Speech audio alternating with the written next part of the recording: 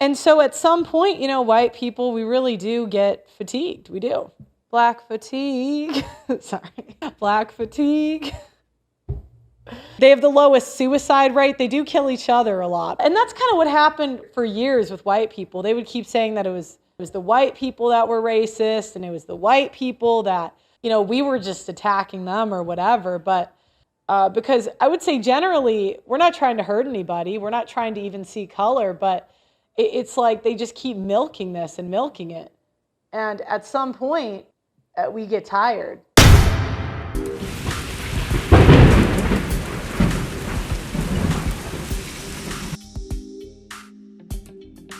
Pearl claims she has something called black fatigue. She says it comes from the backlash she faced 3 years ago when the very people who once supported her turned on her. I end up moving to London and I start my show in London. I got allegations of racism.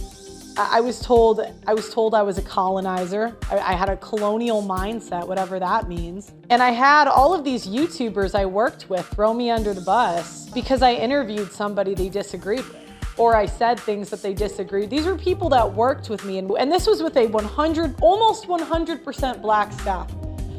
They threw the racism allegation at me. And to be honest, guys, when this happened, I was devastated. I just did not see it coming. They end up making videos about me. This was I can't even put into words how sad I was that this happened. But do you know what it's like to bring somebody into your house and have them make a hit piece? Do you know what that's like? And what they would do is they wouldn't outright say I was racist, but they would allude it so hard that they might as well. I also had a co-host that I did this with for 1.5 years.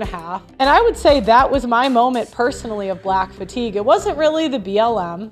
On top of that, I end up, after these hit pieces happened to me, it damaged my reputation actually so much that it was very awkward for me in normal life.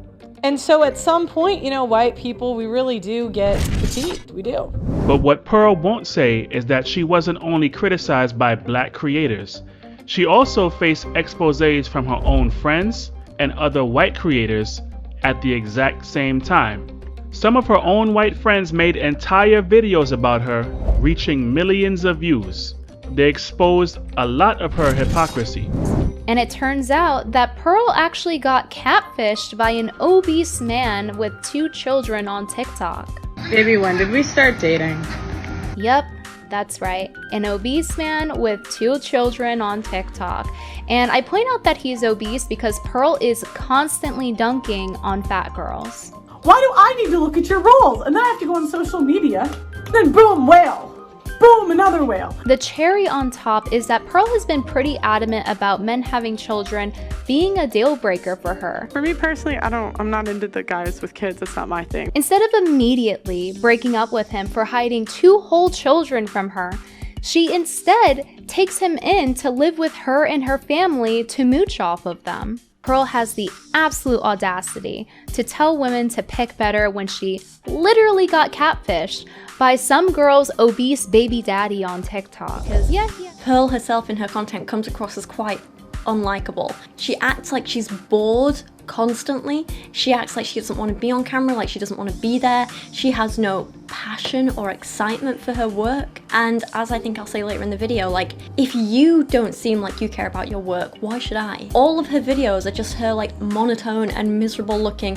And I'm like, why are you even doing this if you don't enjoy it, Because even though she says the right things that men resonate with, she's masculine as hell. Men like feminine women. Pearl is an advocate for what men want, but she's not what men want. Those who post outrage content are at least able to find some small community that accepts them and loves them, but Pearl hasn't really been able to find that. People within the manosphere or debating circles distance themselves from her. Men that she's wanting so badly to be picked from refuse to choose her. Pearl is now completely isolated herself from anyone who will choose her or accept her, and it's a path that she's willingly walked down and put herself on. So if Pearl's fatigue was truly about her reputation being damaged, these videos did far more harm than anything that was said by the black creators. So why is she only fatigued with us? Because it wasn't the criticism that hurt, It was who it came from. When Black YouTube stood up to her, she didn't see people defending themselves. She saw people she thought she could control saying no to her. She planned to step into Kevin Samuels' lane, profit from Black audiences, and build her platform off of our culture. But when we called her out, it ruined her business model. She claims that the backlash that she received was a complete surprise, but that is also a lie.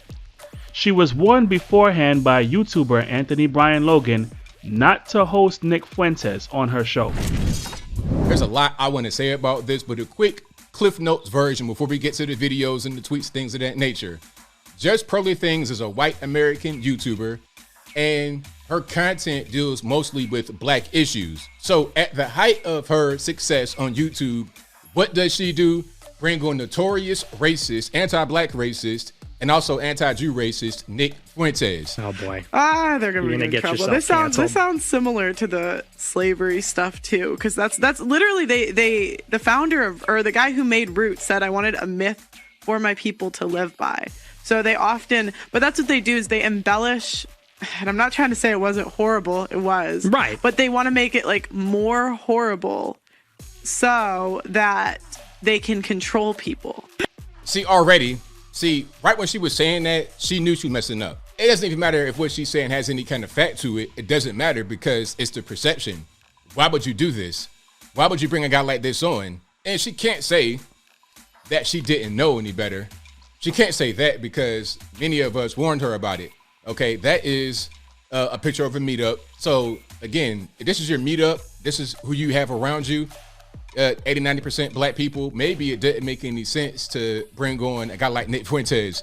It's just kind of silly. And here's my opinion about Pearl, or her name is actually Hannah Davis. She's dumb. She's dumb because before the Nick Fuentes thing came out, she was asking people, or really kind of, kind of like insulting people about this. He's not liked by a lot of people. He's been banned from social media. Nobody wants to really touch this guy. That's just what it is. Pearly knew that. Many of us warned her, told her don't do it. She knew that we don't want to do it. We told her why, and she said, no, I'm gonna do it anyway. You guys are cowards, you guys are weak. And then what did she do? After we warned her about it, after we said don't do it, she deletes the interview and apologizes. You could have avoided all that if you would have just listened to us when we told you from the beginning not to platform this guy. Totally your fault, not anybody else's. He told her that it would damage her channel. She ignored the warning. And now she's minimizing the backlash, framing it as people who disagreed with her rather than taking responsibility for her own statements and her own actions, including the false claims that slavery had been embellished. Pearl even attempted damage control. She had a 6-hour live stream she held to speak to the Black community, but it wasn't genuine accountability. It was optics to try to calm the anger and not to acknowledge any wrongdoing. This ultimately failed. You're so far removed, and I don't think that you see that. And that's why it doesn't make sense for you to speak on these situations, because you're so removed from it. Your stance is unsympathetic, it's out of touch, and it's not something that you need to be speaking on publicly. So I'll say that about that. What's ironic is Pearl built her whole brand on calling out women for not taking accountability. Yet when it was her turn to take accountability, she became fatigued. She doesn't have Black fatigue, she has accountability fatigue. She's not tired of Black people. She's furious that the people she tried to manipulate refused to stay in line. I'm not gonna beat around the bush for this conversation. I'm gonna get straight to the point.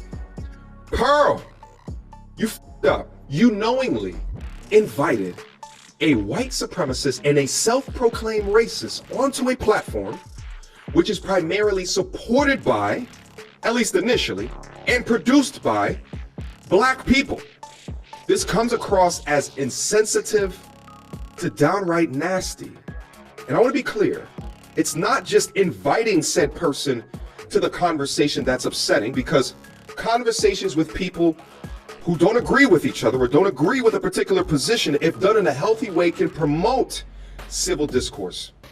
But you're up was to not only not defend the people who help create the content on your platform, but to also push a narrative that is insensitive and damaging to those very same people. Pearl, you know that your staff is mostly Black people, and I'm talking about from a production perspective as well as a talent perspective. You also know that the majority of your content utilizes Black people talking about Black relationship issues. You could have had Black people sitting in the same room with this person in order to combat some of the hellacious things that were coming out of his mouth, or to have a different perspective that would have lent itself well to demonstrate the respect for the people that watch your content and that you employ. And the talent came from all over, when you include the likes of an Andrew Tate, all the way down to a Brittany Renner. And even from a content creator perspective, from me to a Melanie King, to a Sarah Garvey, to a King Riches, to an Auntie Jenny. People don't understand how upset I was. Like, I'm sorry, Sarah, MTR, you are on my shit list forever. Forever. Forever. This isn't exhaustion. This is a woman scorned. So that's my take on this, guys. Let me know what you think. Leave a comment in the comment section. Don't forget to like, share, subscribe. This is the King Lemuel Podcast. Peace.